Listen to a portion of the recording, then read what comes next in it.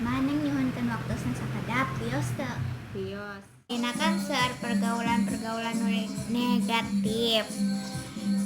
Menurut Mama, naon sih nu disebut pergaulan teh menurut pendapat Mama? Pergaulan teh ngarupikeun hubungan sosial antara hiji jalmi sareng nu sanesna.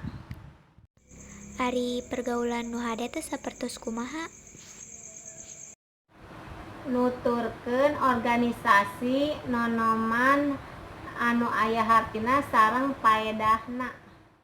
Teras urang kada bergaul sareng rerencangan nu kumaha? Anu sae akhlakna, ari bergaul mah meunang jeung saha wae, cuman urang kudu bisa ngajaga diri. Nu penting mah tong kabawa-bawa ku batur. Nu nyebabkeun urang teh salah bergaul naon mah? Kurang didikan di kolotna, budak teh jadi ngabangkang. Contoh pergaulan nu teu hade teh kos kumaha sih mah?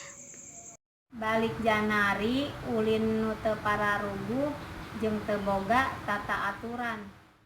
Kumaha carana supaya urang teh teu salah pergaulan?